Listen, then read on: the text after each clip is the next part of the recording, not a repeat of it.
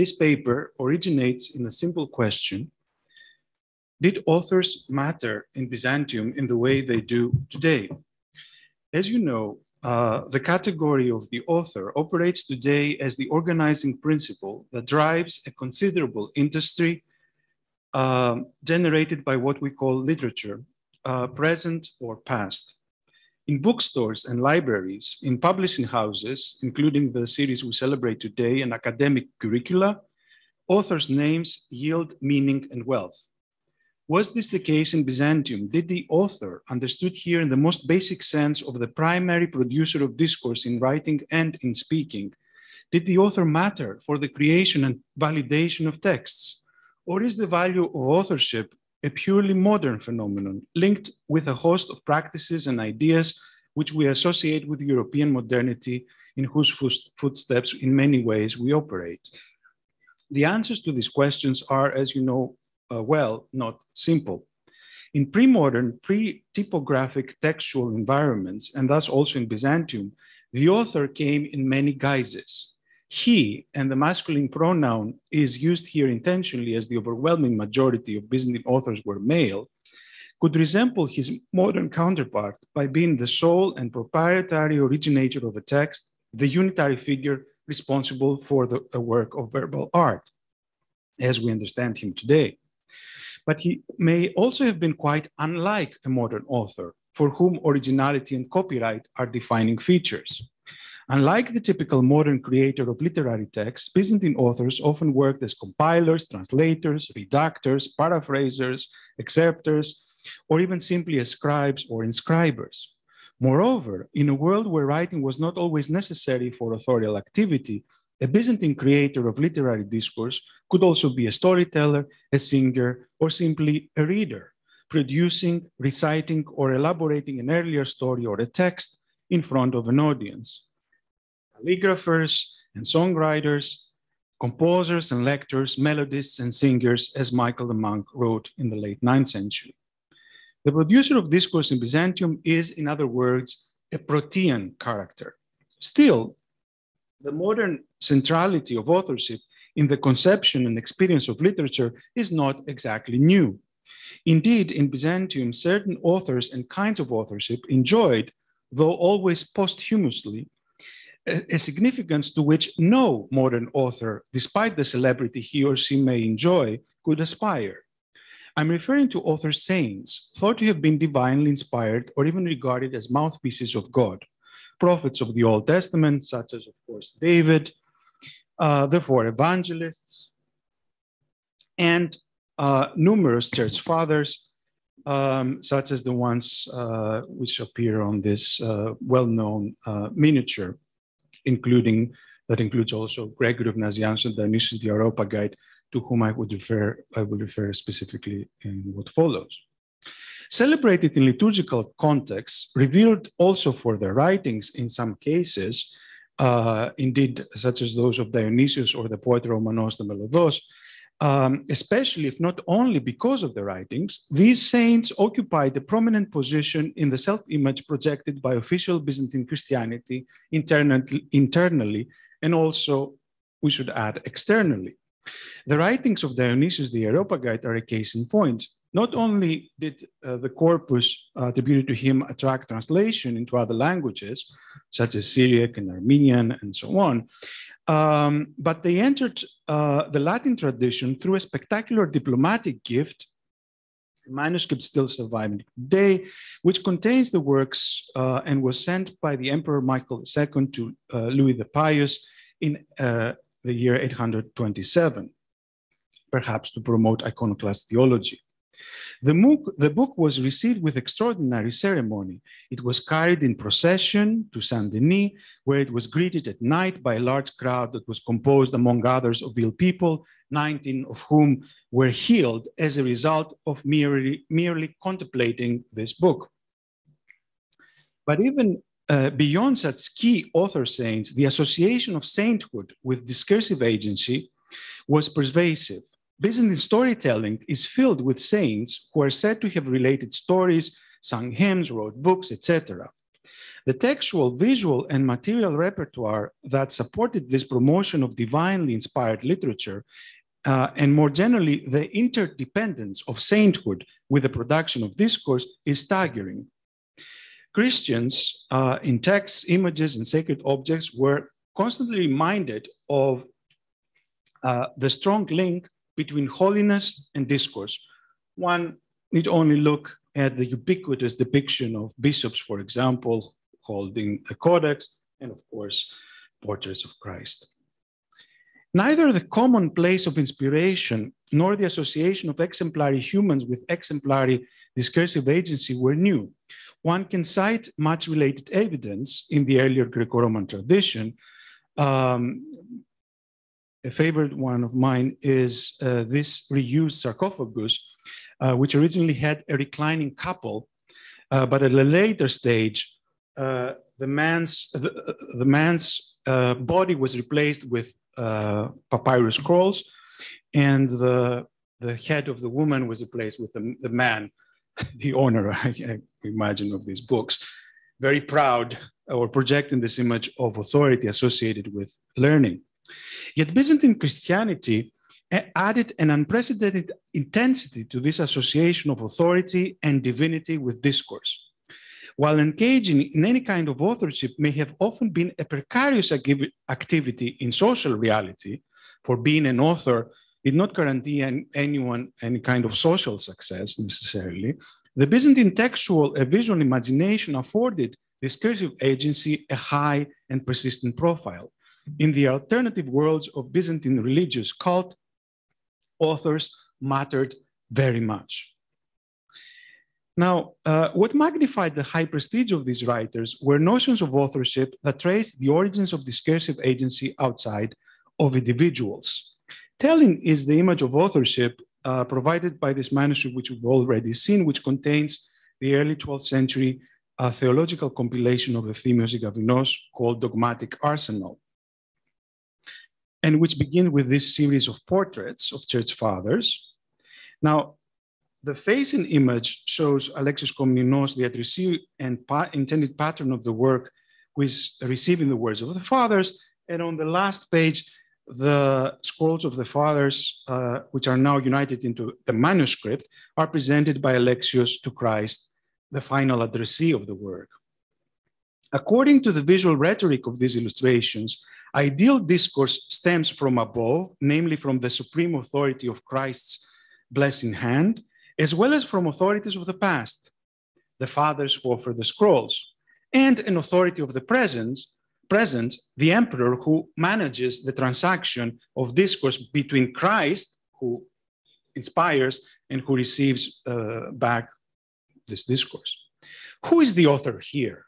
Zigavinos, the actual composer, is entirely absent. He is replaced by a web of relationships that bring forth his writing. It is an image that may be foreign to modern concepts of literary authorship as an original autonomous creativity, etc. Yet it captures well the premises of discursive agency in the dominant Christian side of Byzantine literary culture. Now, this demand for theological authority had a series of partly dissonant effects on the way authorship operated in the creation and reception of literature in Byzantium. One such effect was the production of pseudonymous texts. Mistaken attributions, forgeries, fakes, and so on are phenomena with which Byzantine philology has yet to adequately come to terms. They are, however, remarkably common in Byzantium. For instance, in a total of more than 8,000 entries included in the volumes of the Clavis Patrum Grecorum, which surveys Greek patristic literature up to including the 8th century, about 10% of the texts are listed as spurious.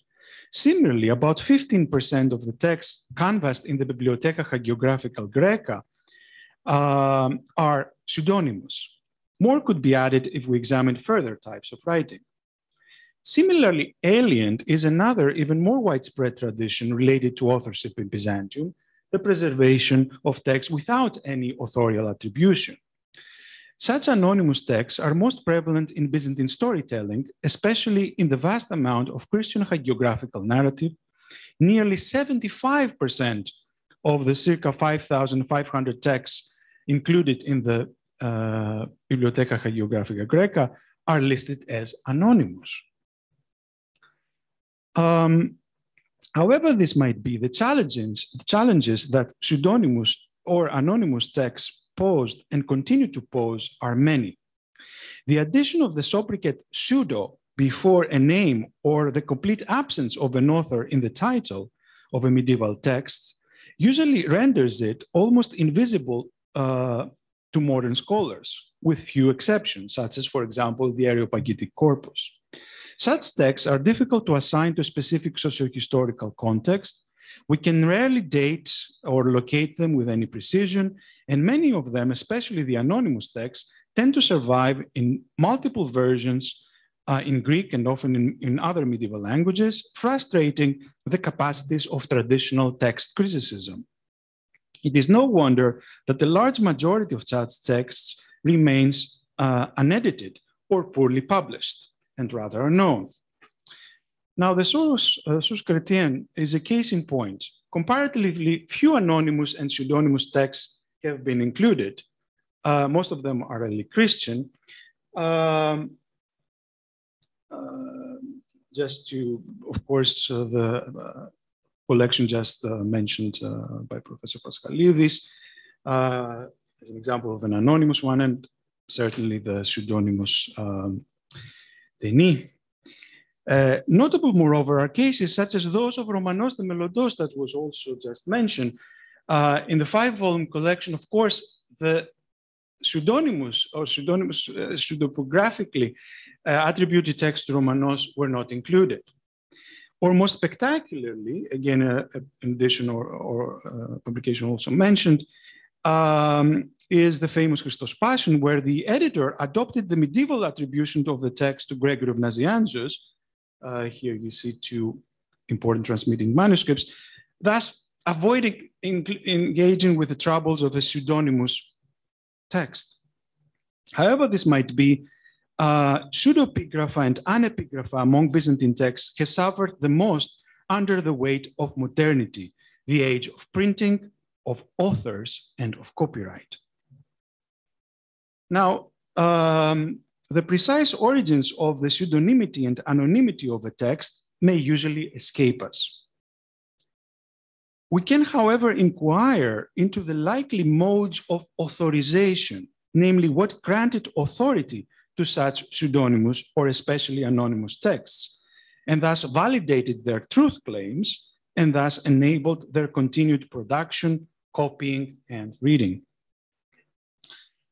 In the brief space of today's presentation, I would like to focus on a single such mode of authorization, namely the manuscript book as a collection of texts, which on its own could validate the authority of the texts included in it. Let us see some examples of different ways by which a collection as a book as a collection created authority. The Christos Paschon just mentioned is often included in Byzantine, medieval and post-Byzantine manuscript books that contain other genuine works of genuine poetry of Gregory of Nazianzus, which in turn validated the authenticity of Christos Paschon to the medieval audience.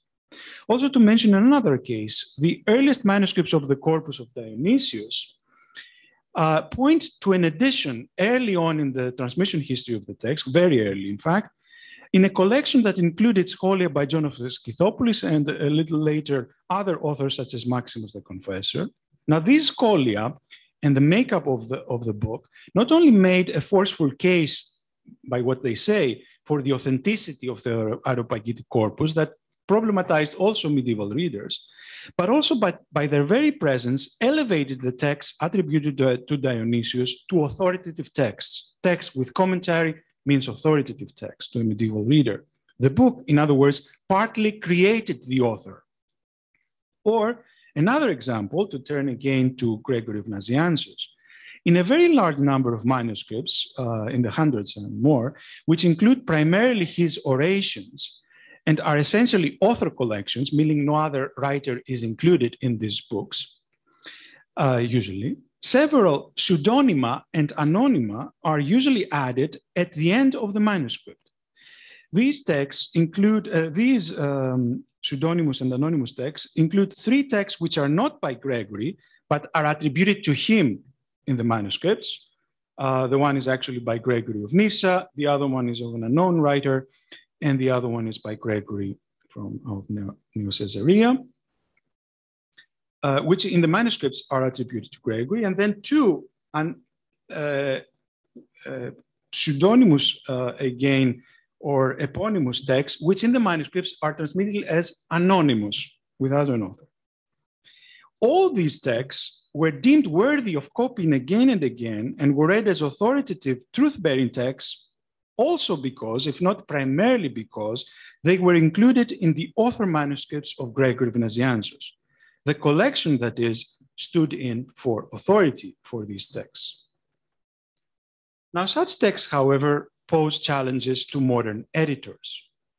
For instance, Gregory, these texts on Ezekiel, attributed to Gregory Nazianzus, has found no critical edition, and it would be hard to imagine that the plan would have been to include it in the source Chrétiennes volumes of Gregory of Nazianzus back in the late 970s, when such volumes began to appear. And it's understandable in many ways. But the problem of editing Gregory has also a different dimension posed to us when we're dealing with pre-modern works which we attempt to transfer into modern printed editions. As has been pointed out, the source Chrétienne editions of Gregory's orations were based on a small selection from the over 1,000 Byzantine manuscripts with Gregory's works. The selection divided the main tradition into 2 major families, the famous M and N, and proceeded from there. But it did not take into consideration the late antique translations into especially Syriac and Armenian, which precede Greek manuscripts and have readings absent from the Greek tradition. In a sense, that is, we still lack an actual edition, a critical edition of the earliest versions of Gregory's text. But I would like to point to another problem that brings to the fore this issue of collections. In the 10th century, meaning the gap between medieval collections and modern collections, in the 10th century, a special collection of Gregory's orations was created, the so-called 16 liturgical homilies. These survive in numerous manuscripts as well, a large number from the 11th and 12th centuries, and several of them, in fact, illustrated, as is well known. This is a famous example. The text included in these special volumes of Gregory's homilies, meant for public recitation and arranged according to major feast days of the ecclesiastical calendar, starting with Easter, the first oration is to Agion Pascha and so on, differs slightly both from the early version mentioned above, if we could reconstruct it using also the late antique translations into other languages, but also the edited version of the source Chrétienne modern critical edition. But theirs, that text would have been the text of Gregory for a very large number, if not the majority of Byzantine listeners, as they would know it. With this pre-modern challenge to our modern habits, allow me to end. Thank you. Thank you.